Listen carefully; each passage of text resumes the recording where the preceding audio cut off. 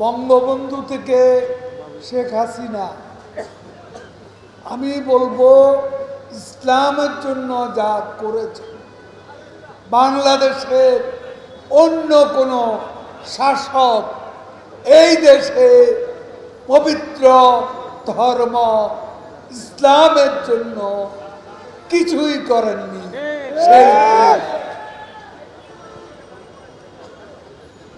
আজকে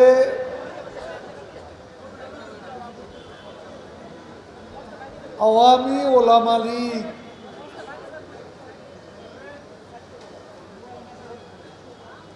এই পার্টি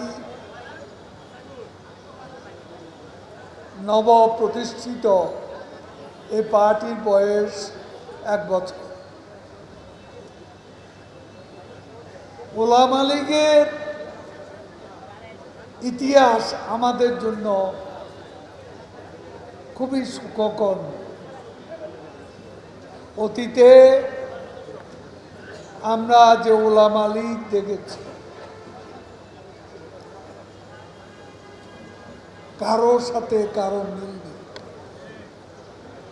নেতায় নেতায় অমিল, নেতায় নেতায় বিভেদ।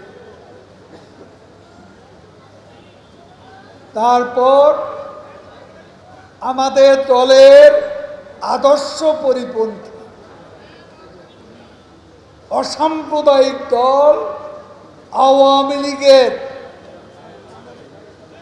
এই অসাম্প্রদায়িক চেতনা বিরোধী সাম্প্রদায়িক বক্তব্য দেখলাম অনেকেই দিয়েছে।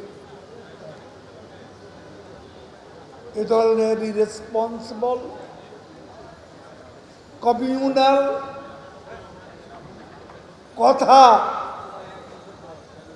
আওয়ামী লীগের ভ্রাতৃপ্রতীক সংগঠন ওলামা লীগের কেউ উচ্চারণ করবে, সেটা আমরা আশা করি।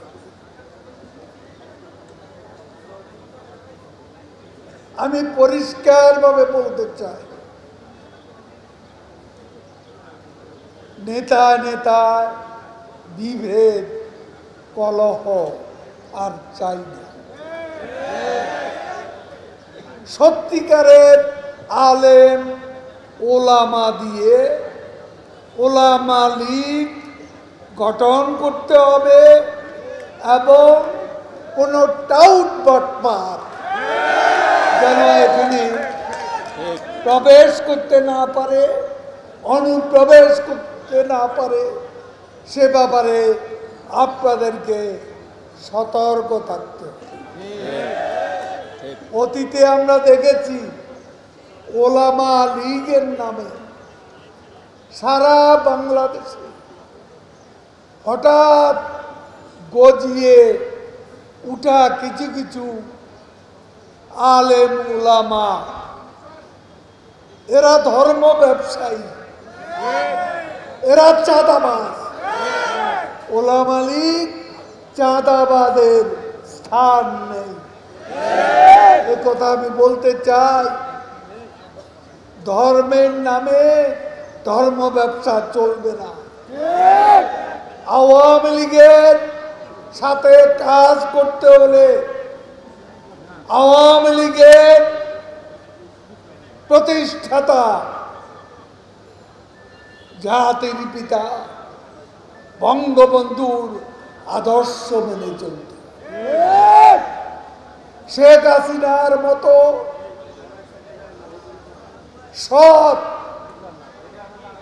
আদর্শবান রাজনীতিককে অনুসরণ করতে হবে।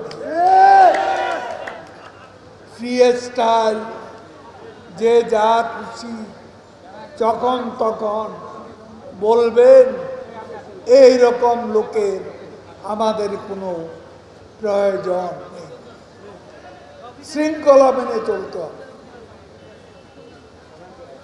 আপনারা কমিটি করবেন, শুনলাম গাজীপুরে কমিটি না করেই চলে এসেছে, তাহলে সম্মেলন করলেন কেন? সম্মেলন কেন করলে? যেখানে সম্মেলন সেখানেই কমিটি করতে হবে। এটা আমি পরিষ্কারভাবে বলে দিতে চাই।